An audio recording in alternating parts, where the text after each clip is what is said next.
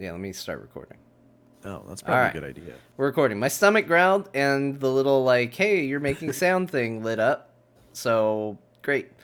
Uh, Well, John, just because we didn't go out and get dinner together, that doesn't mean you couldn't eat. I You, didn't eat. It didn't happen for me.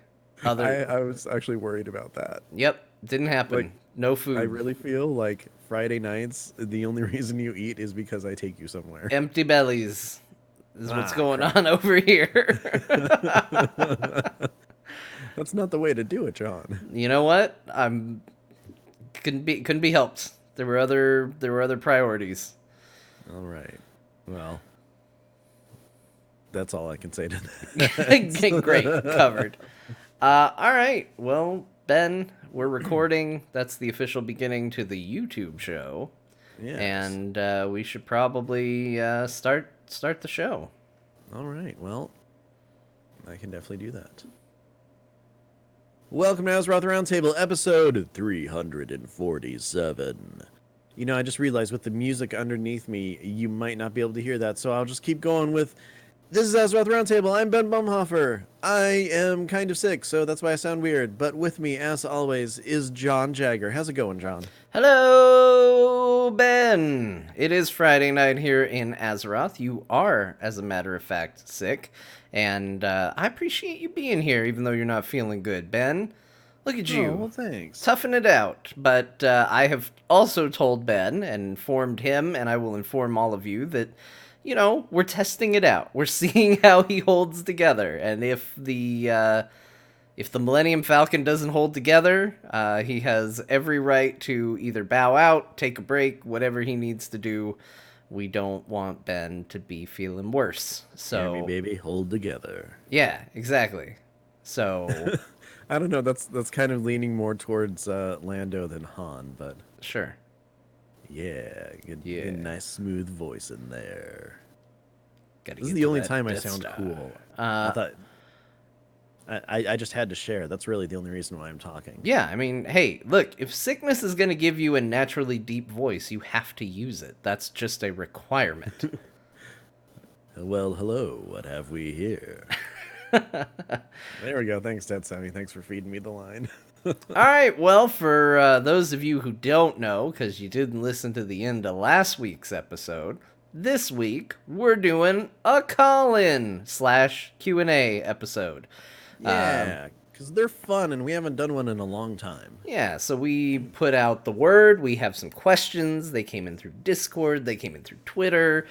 We got probably enough questions to fill an episode. So, uh, If we're if you don't want to join us, that's fine too. We're that's just gonna read questions and answer them. if But we didn't we get to like your talking to you. question, understand it's because we already have a lot. But we are going to try to get people in here. Ben, you have it set up for people who want to join us. Can you explain how that works? Yes. So you jump into the voice channel, hot question lobby, or just want to make a statement or comment. I forget what the rest of that says.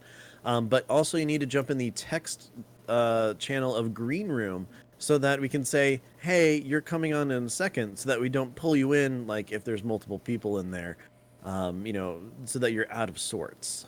Yeah, we want to give you a little bit of warning. We understand there's a delay in the stream, and Yes. we don't want to pull you in and all of a sudden just be like, oh, I don't know what I'm doing. Because if the calls all go bad, then we just stop taking the calls. That's the Exactly. default rule. As soon as we feel like it's become a bad idea, we stop it. Yep. Which I know is making you say, then why have you done 300 plus episodes of the show? And good one, you got That is a us. good question. Congratulations, you did it. You're very funny. Yeah. One thing I will say though is that if you're listening on the podcast version, I am going to try to edit the incoming audio as fast as I can. So if it is super loud or super quiet, bear with me. This is all live. All right. I think that's all the disclaimers and everything out of the way. We've got only an hour to get through as many questions as possible, Ben. Mm-hmm. So I think we start off with was it last week's guest? Was Tetsemi? Yeah. All right. It's been Yeah. a week. Pretty sure. Let's start with he jumped right in. He gave us a question, and he said, Can we skip 8.3 and go right to 9.0, please? No. Yeah, no. I think 8.3 sounds good. It actually looked really cool. I'm actually very excited about this because not only do we get to see the I can't think of the place that it's called now, The Pandaland, Maw of Madness. the something of Eternal Springs or whatever. I forget what it's called. Oh The my gosh. Valley of the Golden Lotus. Lands. Golden Yeah. Lotus. Anyways, not only do we get to see that like rebuilt and then immediately destroyed again, but like I'm actually really looking forward to the story progression on this stuff. It looks pretty cool, and I Is it the honestly Valley think of Eternal Blossoms? yeah, Valley of Eternal Blossoms. I did it. Yeah, I know it took teamwork. Yeah. Yeah, we'll say that. But yeah, I'm really excited for it. 8.3 is going to be awesome. It's bringing the Volpura in, which is everybody's favorite feature, whether they say it is or not. And it's just going to be pretty cool, And I'm actually kind of excited for a new raid tier, which I didn't think I was going to ever say again. Yeah, I mean, I'm not going to say that, but what I will say is that it definitely feels like they're trying to put in a lot of content for a lot of different play styles.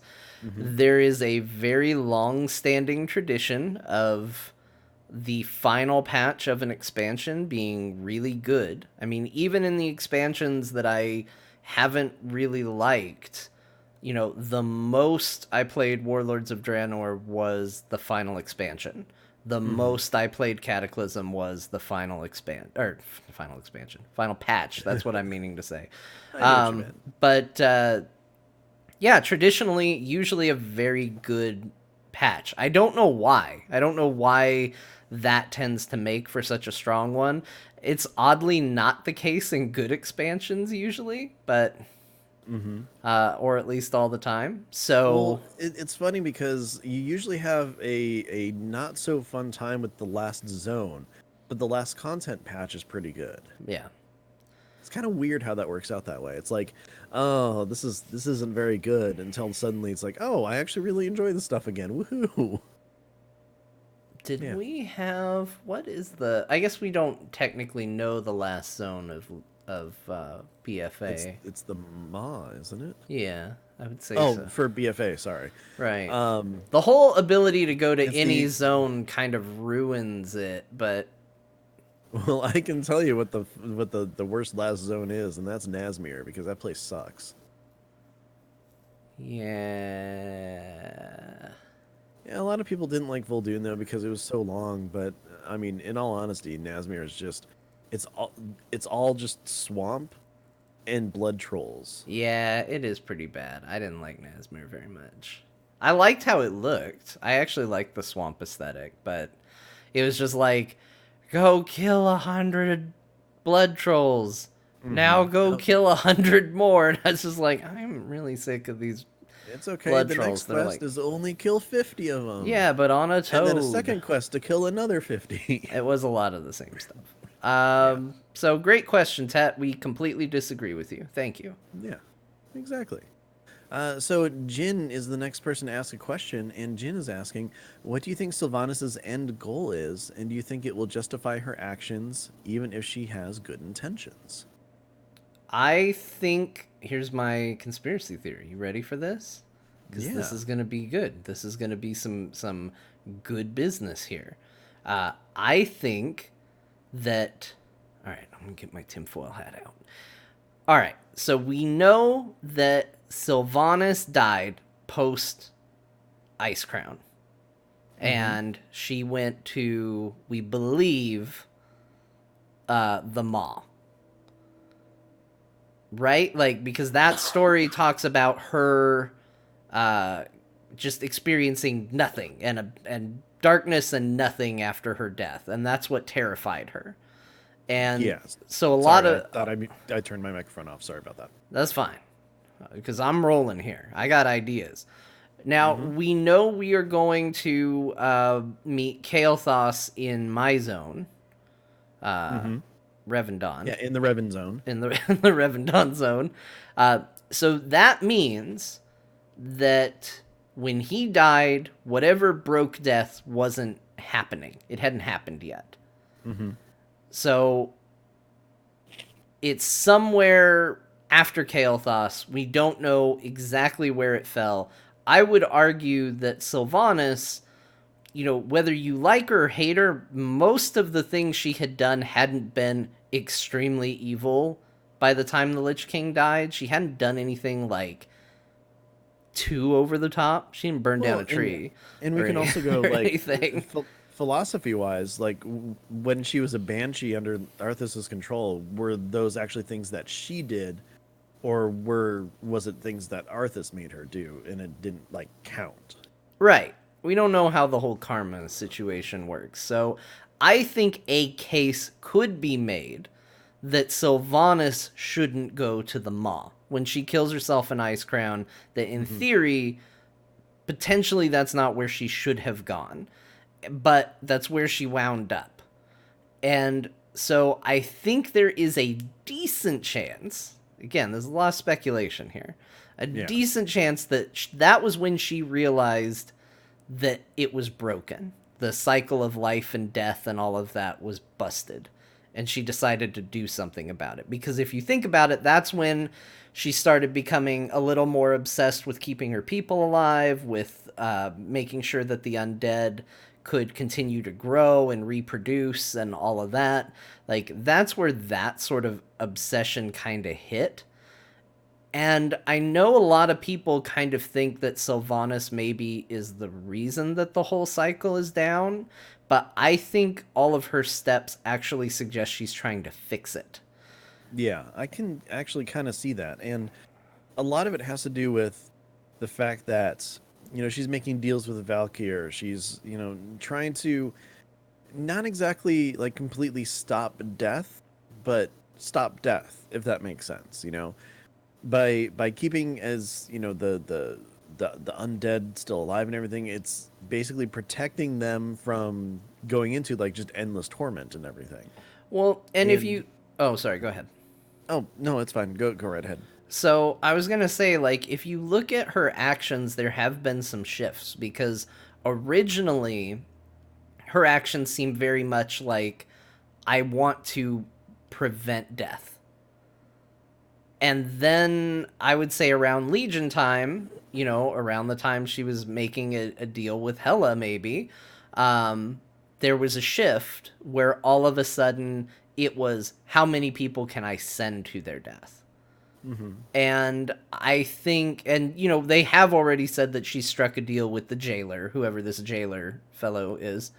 But I think she's playing him. I think she's trying to fix this whole cycle that's broken. And I think that is a very anti-hero thing to do.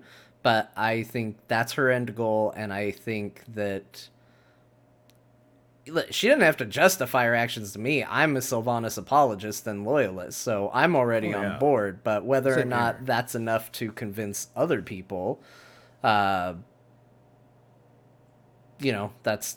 your call. But I think what would actually be amazing here is if she was trying to send like all these people in, because if you think about it, through Legion and Battle for Azeroth, there's been so much death. So like, and these are the people who are like fighting for something, whether it's fighting for Azeroth against the Legion, fighting against, the Horde or the Alliance and everything.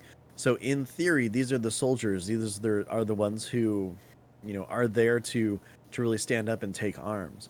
What if she's sending all these souls into the Maw, like tricking the jailer or something into having some sort of uprising from within? yeah, I mean, she's essentially trying to send... it's kind of part of what Arthas's plan was like, send me your best and your strongest. She sent them an army of night elves. She's sent them, Varians there. A bunch of Alliance heroes are there. Depending on how much you want to give her credit for, there has definitely been some strong potential allies if her plan is to ultimately overthrow the jailer. Now, maybe she's doing it for bad means. Maybe she overthrows the jailer because that's the job she wants, and, maybe she's bad. But, I don't know. I think it depends on how we come out of this. This also potentially creates a scenario where dead characters can come back, and maybe that's why they've played so fast and loose with killing people off lately, is because they knew coming up they would have an opportunity to bring a lot of these characters back. Yeah, and that's something that I'm kind of excited about. I mean, I don't like the idea of the dead characters like coming back to life. Like Kael'thas needs to stay where he is. Like if Varian's down there, or pieces of him or whatever. Oh my gosh, if there's a quest to put him back together, I'm probably going to pee myself. But like the idea of bringing those people back to life is something I'm not all that excited about. But seeing them in the underworld or in the Shadowlands or whatever is and interacting with them there and getting kind of their take on everything is something that I'm really excited for. And I mean, overall, I think it's going to be an interesting expansion, and seeing where it all leads and what Sylvanas' ultimate plan actually is top on my list of reasons I'm excited for it. Yeah. Anyways, Alessander, I believe, is ready to come on in and ask a question. So I got to ask, Alessander, how's it going? And what's going on? Hey, first time caller, long time fan. That is a lie because you have called in before. Yeah, you've called in sometimes multiple times on the same show. Exactly. Darn, you caught me. So what's going on? What's your question? Well, I started playing in a D&D sim, and my character was made before they told us what the I don't know, how to put it, the way that the world was going to work. It's a custom world. Okay. And the character that I made is not working out really well, and I want to change into something else, but I don't know what to play. So what I have is a level 2 paladin of Kelemvor, who's a lawful neutral god of death. And the world that we're in, mages are outlawed; they're burned at the stake. And the paladins have all been conscripted into the local guard, who is run by a lawful evil dude, Oh, which jeez. I'm pretty sure is a worshiper of Cyric. So I don't really want to be in the guard either. So I don't know what to do. Well, I feel like think I've put in enough time that I don't want to re-roll my character. sure. So I To just want to dual me, class. I think that when you encounter a bump in the road, so to speak, narratively, you have found the story at that point. Like, to me at least, no story worth telling is the adventurer woke up, they went on their adventure, they were successful, and they came home. Like, you told me your character, and it was like, yes, it sounds like a paladin. This sounds like a world. That makes sense. I got some Dragon Age vibes going to it, and I dug it. But to me, the immediate interesting thing is literally what you're feeling. And it would allow you to put your personality into it, which is what happens when a character sees the world around them and suddenly has that change of heart and says, I'm not interested in that. I don't think this is right. And the path that takes them on. And explore that. Go down that path. Then you're not only being true to yourself, but you're telling a fantastic story, which is at the heart of any D&D campaign. And on top of that too, you are at the exact perfect level to, when you next level up, to make a huge choice and huge change as a paladin. Once you get to level 3, you actually have the ability to choose your sacred oath, and you can be an oath breaker. Stand up against what was, what originally brought you into, the service of paladining and everything. It's something that is an entirely different kind of play session. It gives you kind of the opposite feel of being a paladin, so you can look at it that way of, you're either rejecting your god and the society and stuff that's built around it, or choose a certain oath that fights against what the leader of the guard is doing. I mean, you have different story aspects that you can kind of take and drive and push at this point. Now, one thing I will say though is that it does kind of come down to, potentially how the DM wants the world to act with that. So maybe discussing with your DM about, kind of some misgivings that you have about your character, or, kind of the path that you see yourself maybe going on could help. But overall, I think that being able to, make those choices, and as John was saying, kind of, push the story into a different direction, or something that you really want to do more, is gonna be actually a lot of exciting stuff, potentially in the future. All right, and there is a resistance in the game. Well, there you go. You have it perfect right there. You can, if the rest of your party can, join you, that's the perfect place to go. Is just start heading towards the resistance then. All right, thank you. Yeah, thanks for the question. And also, thank you very much for listening. Yeah. Yeah. And also, I guess we didn't say this in the opening. We said it last week. For the record, as always with our Q&A episodes, you can ask us about anything. You can ask us about WoW, you can ask us about D&D, you can ask us about other video games. There will be plenty of all of those, so I do apologize for not mentioning that up front in case anybody was like, "Whoa, what happened? We swerved." But that was always the intention for these Q&A episodes, was to swerve. So Yeah, we answer pretty much any question. yeah. I mean, we have a line, but it's, it's way off in the distance. If you cross that line, you're just a jerk. So, or you want to know like really oddly specific things. Hey John, what's your address? No. Yeah, that's weird. Case in point, we do have a question from Twitter from Roger Brewer. Brewer? I'm sorry, I totally destroyed your name, and now I feel bad. But anyways, Roger, blame it on being sick. Yeah, that's right. I can't read right because I'm sick. That's right. I was gonna say his voice said it funny because he was sick, but let's say he can't read. Yeah, so I'm gonna read this question then. Can you explain the Kylo Ren character? It's hard to take him as a credible bad guy when Star Wars writers keep having him get beat. Yeah, I don't think he's the bad guy.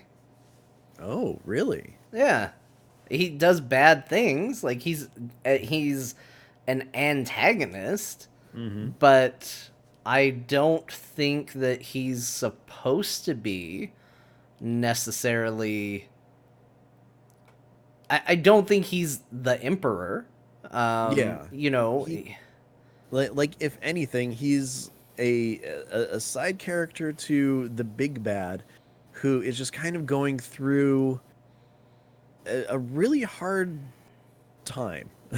I mean, in Force Awakens, they made him, really angsty and stuff, which I think really worked well for him there.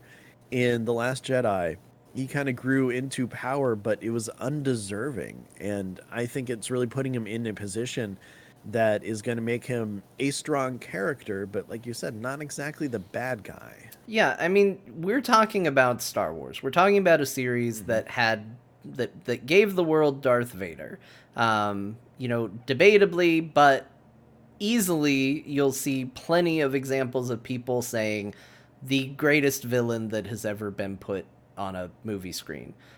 That can certainly be argued. You can certainly have ones you like more. There are certainly things you can say about the path that goes to say, no, that isn't the case, or yes, it is. But at the end of the day, Darth Vader, wherever you would rank him, is an iconic villain. And so for new Star Wars to step in and go, well, we need to one-up that, you're not going to be able to do it because you're fighting nostalgia. You're fighting what is already going to be people going, there's no Darth Vader. And Sorry. Like you're already pushing against that wall. So you don't try to make Darth Vader. In fact, I think there's an amazing quality that they created a character that instead tries really hard and fails to be Darth Vader. Like, I think that that's clever, and I think that that's neat, and I think that's an interesting story. And I think that there is maybe even a little meta commentary there about how fans have looked at Star Wars. And, Last Jedi is rife with a self-examination of Star Wars fans, and I think still is deeply upsetting to a lot of people because of the uncomfortable truths that movie points at people about the nature of fandom, the nature of uh, preconceived notions, the nature of expectations, things like that. And I think Kylo Ren is a fantastic like twist on all of that. Mm-hmm. And despite how what a like weird whiny wannabe Vader he is, in a lot of ways he's more successful than Vader. Oh, definitely.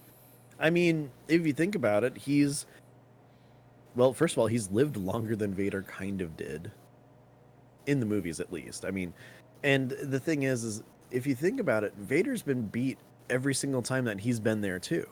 Sure, he's had some small successes, but so has Kylo Ren. You know, Vader, yeah, he killed Obi-Wan, but did he really? Yeah, No. yeah, not particularly. Yeah, he got, hit by a TIE fighter and thrown off into space. The Death Star exploded.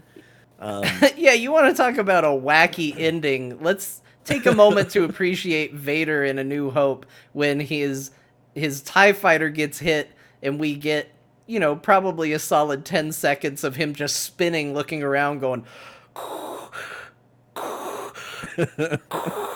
as he's just like spinning around in space. Like, it's not like Vader had this like, I mean, he was cool. I'm not trying to diminish the Dark Lord of the Sith, but Yeah. I But also think that they're far more comparable than we give them credit for.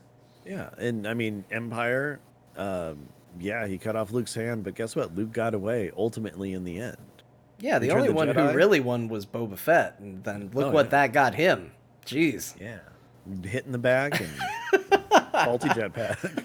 Yeah. Yeah. But then you go to Return of the Jedi, Vader gets his hand cut off and he's laying on the ground with his son just like standing over him. I mean, Vader is in a way one of the ultimate bad guys ever. But again, any sort of villain ultimately in a story of good and evil is not going to win anyway. Yeah. Gonna lose But a I will lot. say, Last Jedi fight between Luke and Kylo was pretty cool. Was pretty cool. I've actually thought the lightsaber duels in the new movies have been supreme.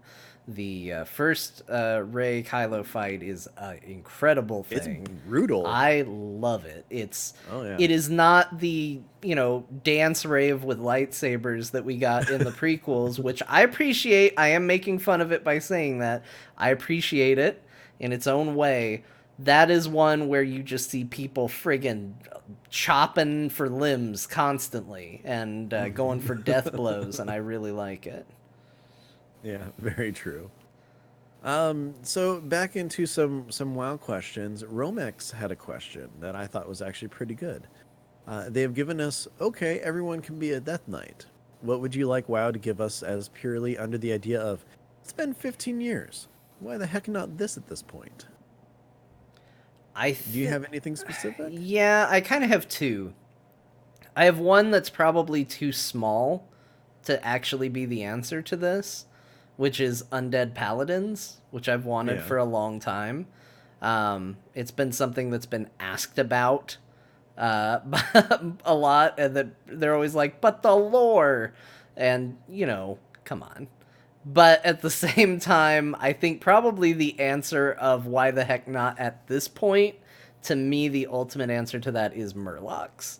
I can understand why we didn't get playable Murlocs in Burning Crusade, but at 9.0, in a world where we're constantly like, man, this game's still going, huh? Like, now's the time to give everybody Murlocs. Well, I mean, look, you know me, I love them to death. I think they're the greatest thing ever. They gave us Pandaren. We should have Murlocs at this point. They really should. I would have honestly expected Murlocs before Pandaren. The only thing is that they leaned so far into Pandaren culture and the whole theming of that expansion that they got to a place where it made more sense. Oh yeah, definitely. But I mean, like we could take like baby steps if we need to, like add the Jinyu in there. Then it's like we're almost there. And then, a couple more expansions go by, just give us Murlocs. And I still like the idea of they join the Horde or the Alliance just by like kind of just showing up with weapons one day. I think everybody should just go find your favorite picture of a Murloc and then impact font meme that and just constantly at Warcraft a picture of a Murloc and just the words "It's time." I like that. No context given, just constant Murlocs and "It's time." Yeah.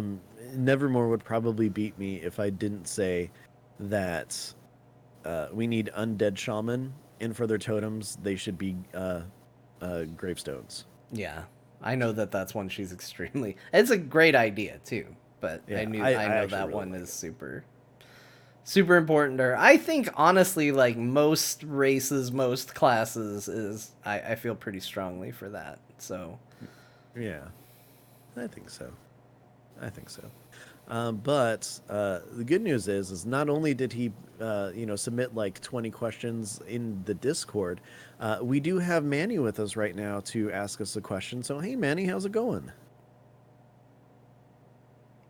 Apparently, his mic's not working or something, because he's not answering us. yeah, I'm sorry, Oh, I there he decided is. to press to talk. Stupid. There you go. it's in raid mode. It's Yeah. in raid mode, exactly.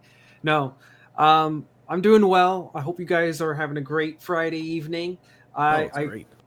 I had to ask you guys, what is your like favorite pet WoW conspiracy theory? You know, like Dark Side of Azeroth, Second Moon sort of thing. Like, what's your favorite theory that's out there? Oh man, this is a good question. It's been debunked by Blizzard a few times, but I'm still a fan of Dreadlord Jaina. I mean, I know that's like the big one, and it's like, oh my god, Jaina's a Dreadlord and stuff, but it's so dumb that I think it's fantastic. Like, I know that we fought the Legion in the last expansion, and not really anybody else turned up to be, a Dreadlord or some other demon or anything like that. But I love the idea of, the enemy still being able to infiltrate you in some way like this. And, like, it adds a little bit of paranoia to the story. And I would love to see a little bit more of that. Like, I never did the classic Onyxia storyline because, well, I never played Alliance in Classic, and, it's been gone since Kata. But I really think that that's a compelling story to tell. And, going in, seeing somebody who's actually just rooted themselves so deep into the political system of Stormwind that they're just a black dragon and are evil and twisting and pulling strings and doing everything to their own, for their own purposes and stuff. So I'd like to see another story like that soon. And, Dreadlord Jaina would have been something close to that. Do you have one, Manny?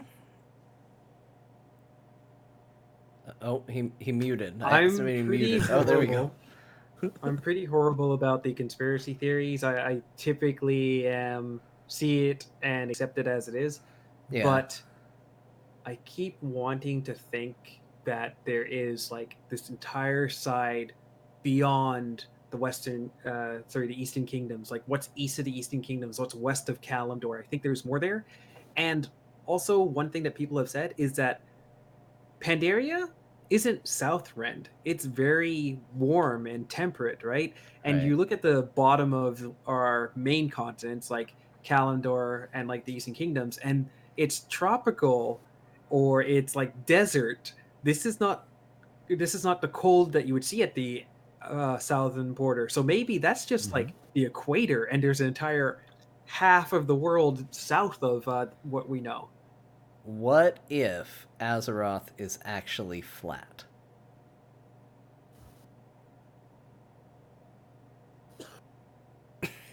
Okay, thanks. That one went over really well. No, that's a good Sorry. one. That's actually honestly one of my favorites is the and that's one we've talked about on the show here is I'm like, well, anytime we talk about what if there's another continent, I always say, well, isn't it weird that it's always daytime at the same time on both continents? Shouldn't Yeah. that not be the case if it was actually the other side of the globe? So Yeah, I like it. I think that might prove true in the end. Very true. Sorry, I just put it on a cough drop because obviously I'm coughing now. Yep. I thought you were just doing it for comedic effect. Like I said, Azeroth was flat, dead silence, and then just an awkward cough of like, "Yep, this is what you get." See, my microphone button to turn it on and off, apparently turning it off goes really slow now. Before it was a lot faster, so I'm like holding it in for quite a while. Then I'm like, okay, I'm good. And then it's like, oh, I see my little green ring turn up. I'm like, shoot. Yeah, it's picking it up. Just click the Yeah, little sorry about mute that. button down there in the Discord Well, thing. it mutes the call, but I'm still Oh, but recording you're the still show. recording. Remember? You're in that place where I have to mute it in 2 spots as well. Yeah, it's rough. Yeah, exactly. It's But hard. well, John, did you have any sort of theory other than piggybacking off of Manny? I've been trying to think of one but like I failed to pick up on so many. Like they just tend to go over my head, or I don't hold on to them for very long because I'll throw it out there and be like, and then I move on and I forget it exists. Um, I have a weird one, which was it's actually a little outside of the game, and to the day I die, I'm gonna tell people that Warlords of Draenor was a abandoned expansion, that Blizzard gave up on it and just called it quits and threw in the towel and stopped working on it, even though they had plenty more to go. And I have talked to the developers at Blizzard. I have created an awkward situation by suggesting this to their faces, and they have said, no, there's no such thing. We try our best on all our expansions. But I remember seeing what the equivalent of Netherstorm was going to be on the early maps. I remember hearing about a lot more patches than what we ultimately got. Like, I genuinely think that expansion was just abandoned and everybody went all hands on deck on Legion. And I don't care how many Blizzard developers tell me otherwise. You all know that that's what you did. Well, Yeah, they when did it- when it- say about sorry, I was they gonna say, did when say it- about the when- Satrus raid. That is true, but also when a 0.1 patches, hey, you have a camera now. Yeah, It's true. Manny, what were you saying about the raid? sorry. No, I'm sorry. Like I was saying that, yeah, to your point, Shatrith was supposed to be a raid in Warlords, and they dropped that. There was more stuff to be happening with like the entire plant life and the overflowing spirit, and that got reduced to like a dungeon, the botany whatever place Mhm. that I remember. So like there was a lot of things in there. Like you said, Area 51 was something they had talked about but never came to fruition. There was a lot that they didn't capitalize on, and I know they're not going to now that they've like sort of shut the door on the AU. So I think you got a thing there. But I just wanted to throw one more out there because I keep wanting to push this. We're going into the Shadowlands. They're Uh-huh. talking about the jailer and how he's like this big bad and how the mechanics of death have been broken.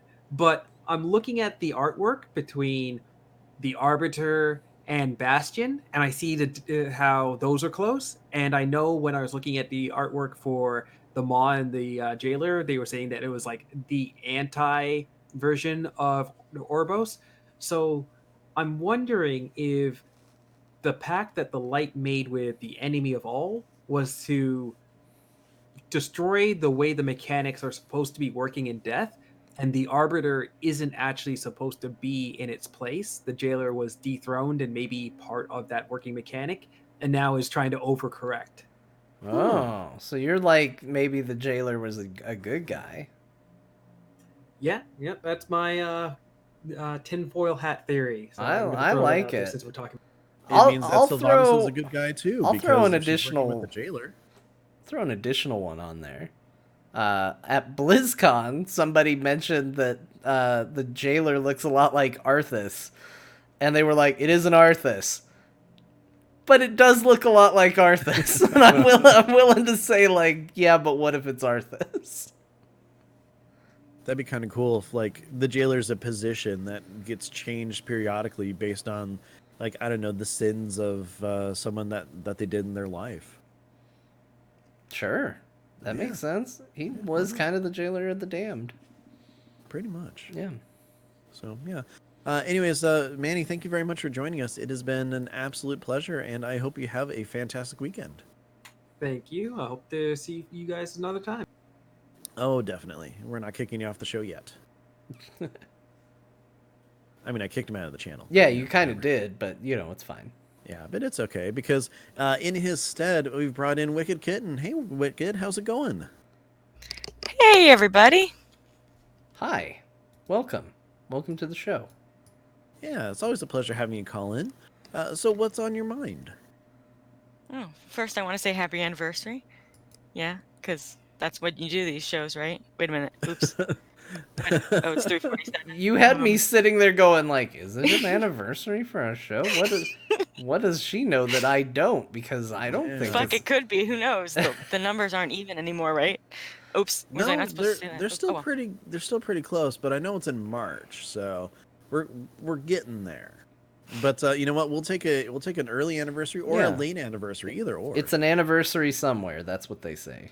Yeah, exactly. Yeah. It's a 1-year anniversary from last year, which was probably a Thursday.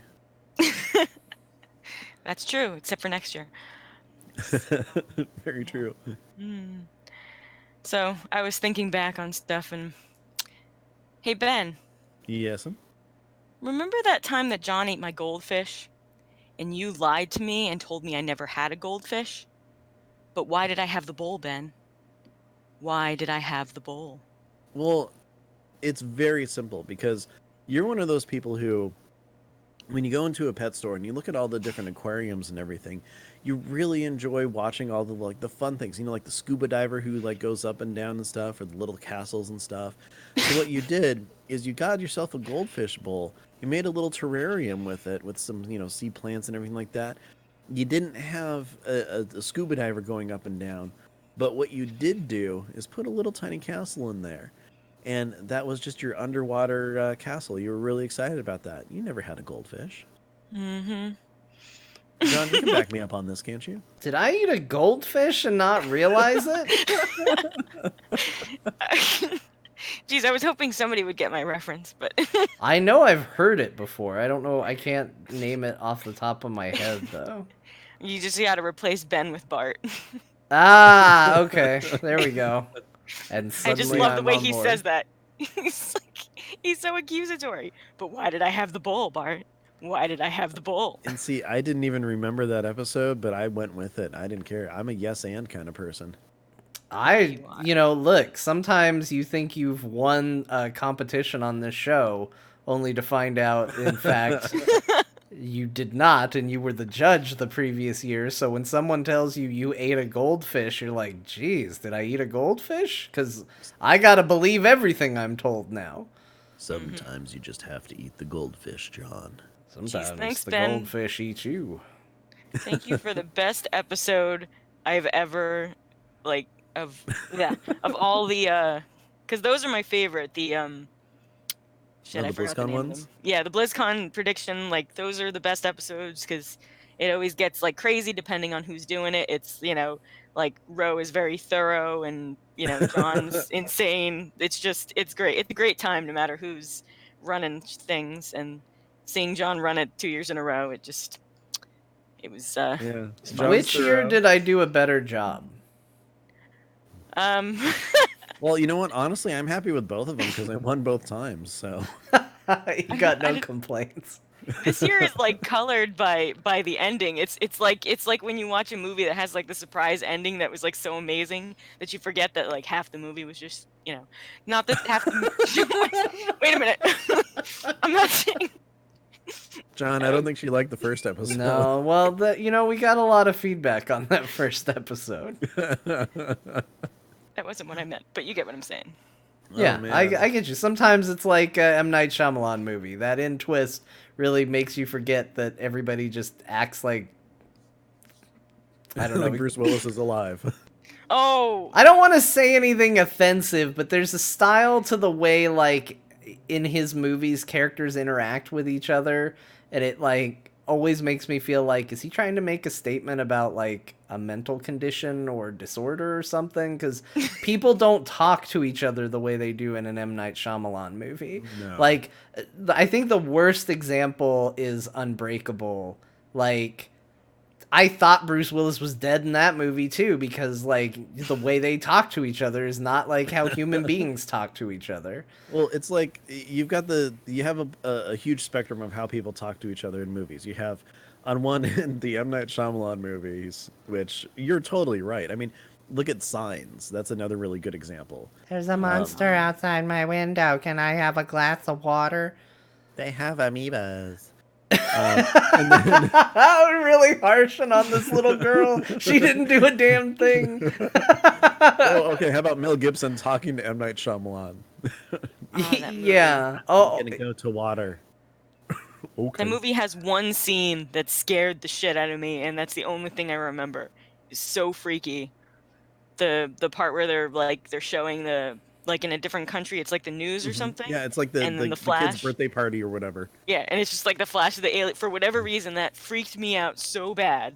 no, Yeah, it's a good scene. That's a very scary scene. I think most people are that they're like, yeah, that scene though is pretty. Yeah, that one made me jump. But anyways, and it so is, but for dialogue, then on the entire opposite end of the spectrum is Quentin Tarantino movies. yeah, Like no one speaks that fast. yeah, No That one. much. And then somewhere in the That's middle is like smart. Kevin Smith. So right. That is Yeah. actually how we speak in Jersey, just so you know. no, we You know, know. yeah. Don't try not to suck any dick on the way to the parking lot. Noise, That's noise, that's noise, literally- noise. That's what I have to say to that. 37. Snoochie booches. Oh, well. You know, Wicked, it's always a pleasure talking to you. You've and- given Ben so much he has to potentially edit. Yeah, I You are appreciate so welcome. 37. Okay. it. Well, I threw that one in there, but that's just a number. That's not actions. Anyways, Wicked, thank you very much, and it's always a pleasure talking to you. And have a wonderful night. You too. Thank you for having me. Happy birthday. Thanks. Yeah, but That's if you right, know everybody. what the 37 is, you think it every time somebody goes 37. Oh, of course, of course.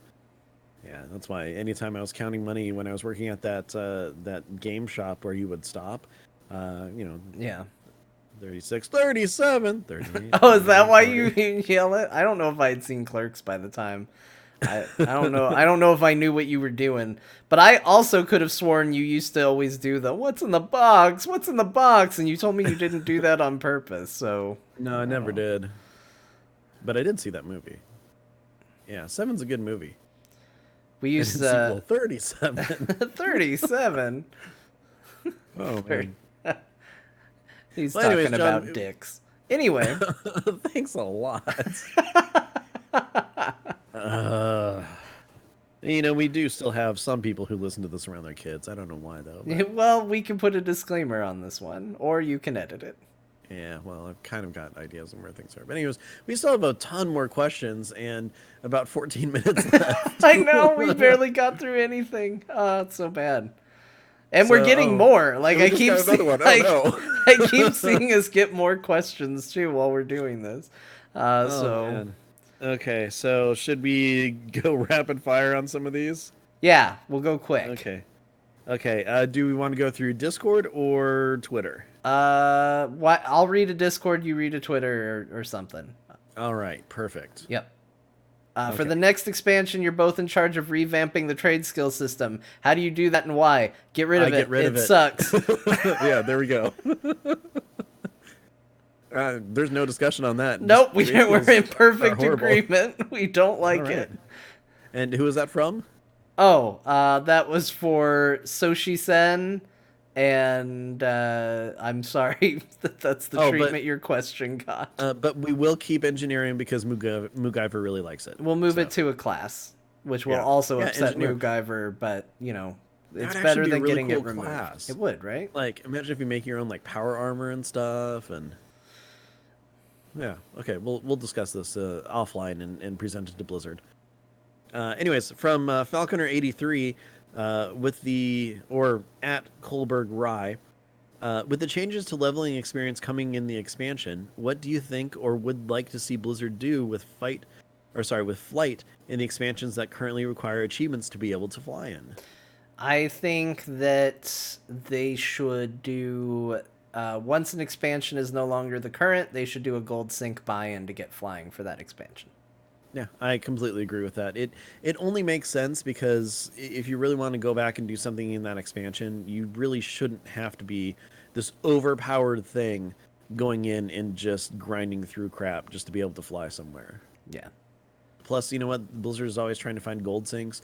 Instead of putting in like 5 million gold mounts that have an auction house on them, make old stuff buyable for, things like that. Yeah.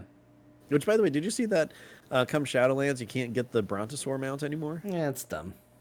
Yeah, I think so too. I was really excited when I bought that Yak like 8 expansions later. So. Oh, yeah. Yeah. But then again, Transmog is better than an auction house anyway. Yeah, it is better. Yeah. Screw your auction house. Well, I mean, if you think about it, any real true auction house people, generally they have a different alt who is their auctioneer, so it kind of makes sense to never buy that. Chat's yelling at us, Ben, because we said we were going to do this quick and we're not. Will Blizzard ever realize the excuse of cookie cutter builds is the worst reason to not go back to talent trees instead of the current spec system? No, they will not. They will not realize that. No, they won't. And cookie cutter builds and the old talent trees suck. And that question was from Cecil. Yeah, it's gonna be another real happy with this person. At Atticus1347 asks, what goals do you have in a game till the next expansion? Leveling alts, transmogs, etc. I still need to get exalted with Mechagon. I know that I am the one who beat the drum for Mechagon, and I still think it's the best zone, but if I'm being honest, I did get exalted with the other one first. So, I'm surprised at that, actually. Well, it turns out it gets a lot better with flying, and also that is where a weapon dropped, so I was there pretty frequently, and, it's fine. Yeah, makes sense. Uh, Personally, I'm going to be creating a Vulpera. I need to take my Paladin through leveling for some reason, which I don't remember why. Oh, for the Tauren Heritage Armor. Other than that, just play through 8.3 and just enjoy the hell out of it, really. Yeah, and play 8.3. I keep forgetting there's a whole patch still coming. There's lots to do. Exactly. True Villain Manny, who's just on the show, says, what is the most fun you have had playing WoW? Times where John and I have just kind of been... Oh, you know what? No. When you and we both made level 1 gnomes, and I was Dr. Wily and you were Dr. Light, and we were just running around the gnome starting area being stupid. Yeah. It's either that or, if I probably had more time to think about it, it's probably something equally as dumb, just goofing off with friends. So, yeah, goofing off with friends in WoW is pretty dang rewarding. Yeah. At Bricko Stud asks, what's going to be the most efficient way of catching up in Battle for Azeroth? Gear score, flight, alliance races. I mostly play solo and have limited time. Dwarf Paladin Bricko reporting for duty. Thanks for your time, and I love the show. Well, thank you. We love the show, too. Do your, basically World Quest dailies, whatever you want to call them. The Emissary quests? The emissaries, yeah. Do those. Not only do they sometimes reward very good gear, but that gear also scales as you get better. Look at your map, both continents, see if gear is being rewarded for anything, because the faster you get that eye level up, the better those rewards ultimately turn out to be. So, maybe it's not the best for your class, best stats. The goal in the gearing up situation is just get that eye level number as high as it'll go. And, I'm assuming this is mostly for solo play, which is what I did to kind of get geared back up. Just focus on getting those done, focus on getting the gear, and you'll get there. And I would say as soon as you can start going to Mechagon and Nazjatar, get in there. Specifically Nazjatar. Nazjatar has the best gear catch-up mechanic. So... even more so, as soon as you can do Nazjatar, do that as soon as you are finished kind of doing the intro stuff. Magni will pop up and you get a quest to do the first like thing that you can, extra bit that you can do for your necklace, and it automatically jumps that to level 35. Yeah. So definitely do that. That makes a huge difference in your neck piece, and it's going to only up your item level. Which, on top of that, if there's one rep to really push for, it's going to be Champions of Azeroth, because as you jump up in Champions of Azeroth rep, your item level for your necklace goes up as well. Yep. So I think that's good. I think we covered it. Yeah. Zendara says, I humbly submit the question why. Interpret as you please. Because Sylvanas has a plan. Yeah. Yeah. I'm gonna say because nobody has found the right way to tell us not to. Oh, that works. That's a good way of doing it. Plenty have tried, none have succeeded. Exactly. Chief Vol'jin asks, what characters, besides myself, of course, did you look forward to meeting again, or even for the first time in the Shadowlands? Personally, I'm looking forward to seeing Arthas again. I would love to see an interaction between Jaina and Kidney. I think that'd be pretty good. Kidney? Yeah. Kidney? Oh, I thought you were talking about... Kidney, sorry. Ooh, piece of Kindy. Yeah, okay, sure. That'd probably be nice. Who do I miss? I miss...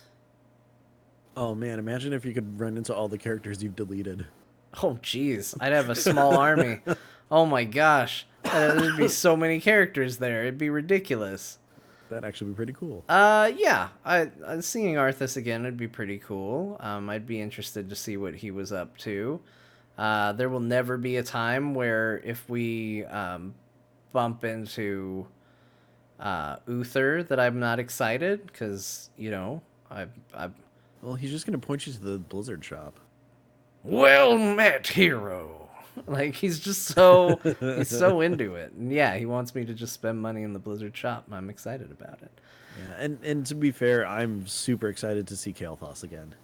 Oh, yeah. Yeah, Kael'thas for sure. I mean, we've killed him twice, and he's supposed to be, like, there redeeming himself. Like, is he going to be a bad guy, or is he going to be one of those... Like, is it going to be a Superior Spider-Man situation where he's like a bad guy who's trying to do good, but in bad ways? I just want to imagine that all the progress he's made falls apart when he sees us. Oh, that'd be amazing. He's just in like a meeting and he's like, well, I got a little angry and I like to set things on fire, but I've calmed down and I've realized that, yes, oh, hey, look, it's Kael'thas. Salama Shalala.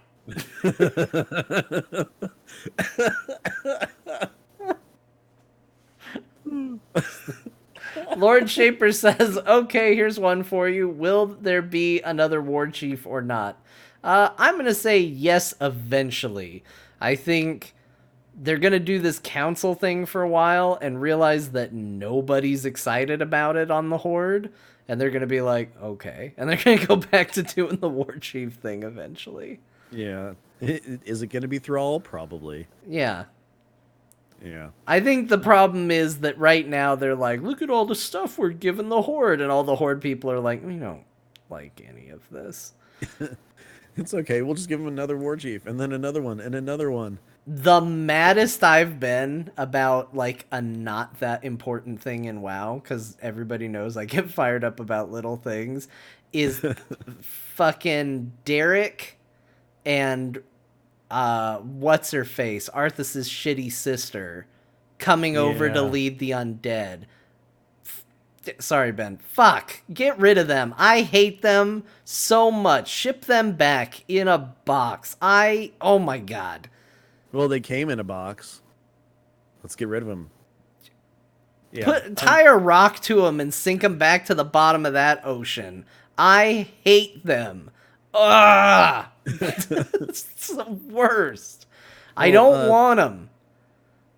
Yeah, me too. Me too. Okay. As a follow-up to the war chief question, who runs Bartertown? Also, commune, whatever, what it was called. Council. Yeah. I was making a bad joke, and I just made it even worse. So I'm Master Blaster runs Bartertown. yeah, with the council. Or I guess if it's the WoW version, his name's Baster Blaster.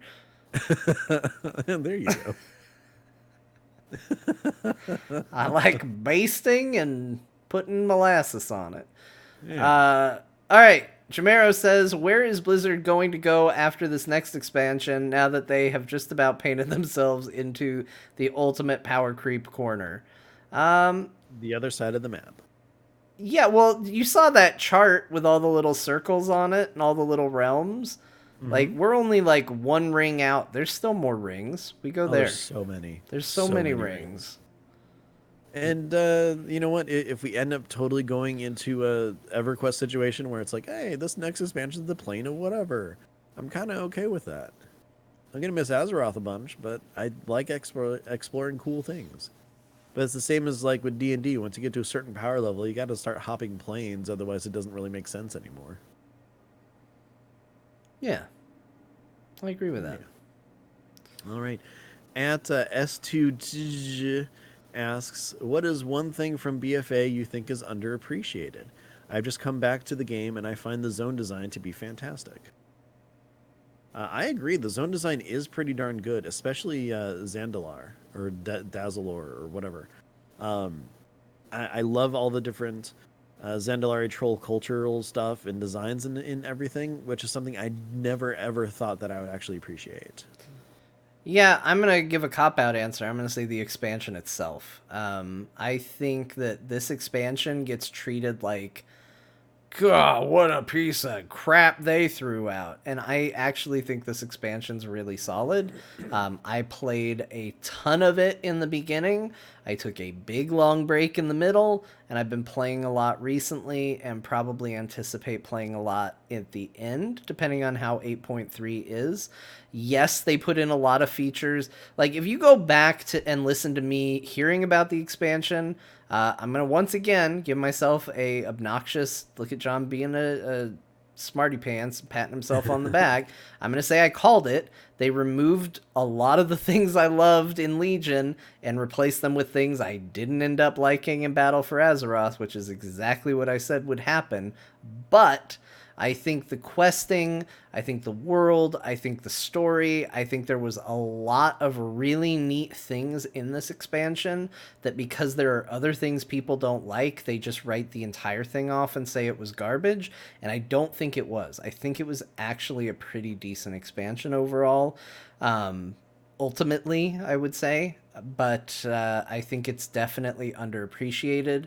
When I think about what I consider the quote-unquote bad expansions, yes, I probably put this on that list, but it is such a high jump between this and what I would consider the next lowest, which would be Cataclysm. Like, I think this is a million times better than Cataclysm. So while it might still not be on my favorite expansion list, and I might still consider it overall not a great expansion, I think it's far and away better than the other ones that we consider to be not so good. I definitely agree with you. I'm actually, I like Battle for Azeroth. It's not my favorite, but it's definitely not my least favorite. Yeah. Ro asked, what are some small pleasures in World of Warcraft that make you way happier than they should? And what would make the World of Warcraft more interesting if it was a different color? I think that everybody knows that small, cute pets make me way happier than they should. And I'm perfectly fine with that. Like that alpaca pet that's coming, I am super excited for that. Anytime I am mind controlled and I kill someone on my team. And I have experienced that way too many times. Ben can attest, it makes me extremely happy. So giddy. So giddy. Oh, Wicked Kitten said the Tortolan underwater bars. I agree with that. That's pretty great too. Yeah, I love all of those. Every time I go to one, I'm excited. I'm super happy. I can't think of anything that would be more interesting if it was a different color. I'm sorry, Ro, I'm not a warlock. Yeah, the Horde colors. I'm not a big red fan. I mean, to be fair, I like blue. Blue's my favorite color, but The problem is now it's been so long and I associate it with the Horde that, like, you say, okay, great, what color is it then? And I think of a different color and I go, no. So, like, I think at the end of the day, I'm glad it's red. I definitely am like, yeah, for the Horde, red and black, we got our colors. But, like, well, it's the color. outside of something that's already established the way it is, it certainly wouldn't be the side I would pick based on color alone. Yeah, I mean, John, they are the color of blood and thunder, red and black, How is thunder black? because it's the absence of color. What does that have to do with thunder? Yeah, thunder is a sound. It has nothing to do with anything visual, so you don't see it. I mean, I think I probably would have been happier if you were just like, it happens during storms and storm clouds are dark. That too. All right, I'll live with that. All right, since we're out of Twitter questions, True Villain Manny asks, which NPC most reminds you of your co-host? I'm gonna say Sylvanas.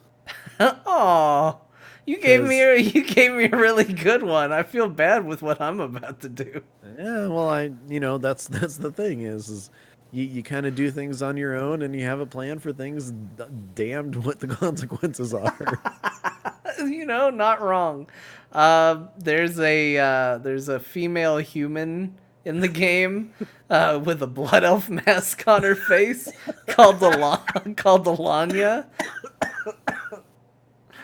Nice. That one. Because when you're questing and I was on my character Alanya and you're like, hey, that reminds me of Ben. That's, you know what, accurate as well. It has your character name. It's a human that is pretending to be a blood elf. It's literally like there's not gonna be a character that reminds me more of than the one that has your character's name. Yeah, okay, that works. You're up next. How much longer are we going? Well, if we keep quick firing these, I think we can get through everything. We got a long ways to go, man. Well, then pick one or two questions. Because I mean, well, Manny was on the show, and these are a bunch of different questions that are. I mean, they're good, but yeah. Okay. Manny asks, which of Rose's questions are you most likely to use on the show? The first ones he asked. There we go. the ones we read. Oh, this is a good one. What were alternate names you had considered for the show? Do you remember what any of our alternate names were? We didn't consider anything else. Because we were doing our Arcanum Roundtable and we wanted the same abbreviation, so I think we just said... Well, it's on Azeroth. Let's do our Azeroth Roundtable. Yeah, I think we just changed the A. Yeah, that worked out pretty well. Yeah. Let's see. Like, these are some really good questions. At some point, we're gonna have to kind of get back to these. Yeah, maybe if we have trouble finding a guest or something around the holidays, maybe we can do some more. Yeah. Well, I mean, it is just the two of us next week, so if we want to, we can do a part two. If we don't... Wicked Kitten asks, why isn't there a space between your first and last name in Discord? I didn't know I was allowed to. I don't think you can. Why isn't there a space between your name, Wicked Kitten? All one word. You need 2 spaces in there, and you don't have any. Don't judge me. Don't come into my house and ask about my space when you haven't addressed the space of your own. Dude, you still have a MySpace? I do, actually, for my WoW character. I found it the other day, and I was like, what the hell is this? An abomination. Yeah. I think I'm going to end it with this question Okay. from Draven Dresden. Outside of Star Wars or Spider-Man movies, what is your favorite movie? Oh, man. This is hard. I like too many movies. I don't know if I can pick one. Yeah, I don't think I can either, but that's why I'm like, hey, let's talk about this.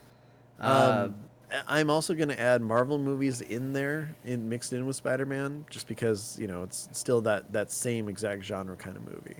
I'm going to say Kiss Kiss Bang Bang.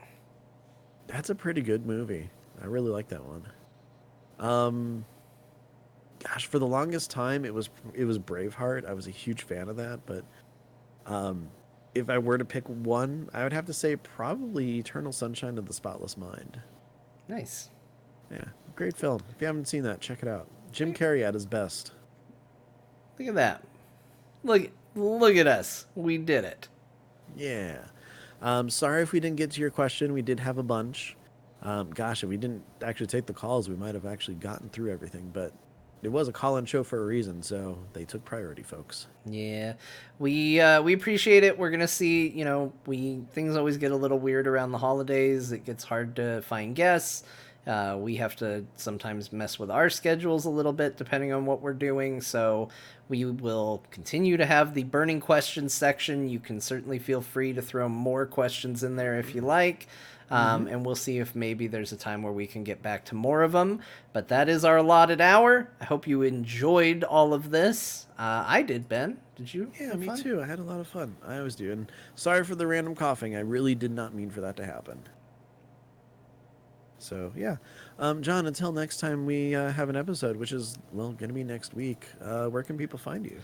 If you want to find more from me, you can follow me on Twitter at John_Jagger. You can also catch me on a video game show called Core. Core. Yeah. That's part of the Frog Pants Network. You can find out more about that at heroesforyou.com, as it used to be a Heroes of the Storm show, but now we just talk about video games. And we had a... I really recommend the last episode. If you ignore all the penis talk, it was really good. Unless you're into that thing, then that's fine. And you can also catch me, I don't know, maybe playing Dungeons and Dragons? Maybe we're done with that. I'm halfway through the last episode, and I haven't... I need to finish it, so I'm excited. We'll see. Hey, there's a good chance that the next episode is a real good starting point. So check out There Will Be Dungeons at therewillbedungeons.com. There's never been a better time to jump on board with There Will Be Dungeons.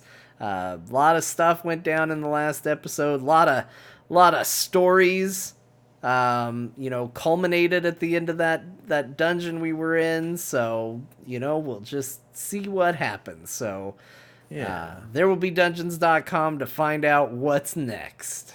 All right. Ben, where can people find you? Best place to find me is I'm on Twitter. I'm at Ben Bumhofer. I do a show with Eludra called Box Fort, where we geek out about a whole bunch of different stuff. We just recorded an episode last night, which I tried to breathe through and had a really hard time with. Other than that, though, I do a show with TBK Zord, also known as Ryan Reeder, called DN Discussions, where we talk about Dungeons and Dragons from a DM and also a player perspective. We kind of take a look at things through different eyes and discuss things about campaigns, making characters, how to play, stuff like that. And then last but not least, I'm also on a Dungeons and Dragons show called +5 to Hit, where, hey, if you want to hear me play, that's the best place to find it. This show, though, Azeroth Roundtable, you can find us on Twitter. We are at AzerothRT. If you have any questions, comments, want to submit more questions to us, you can always email those to azerothroundtable@gmail.com. As well as we do have that Discord channel, which you can find the link on azerothroundtable.com. Also, that's where all of our episodes are found, as well as on like iTunes, Spotify, stuff like that. And of course, follow us on Twitter. We are at AzerothRT. Hey, everybody. John here at the end of the show. Boy, we had fun today.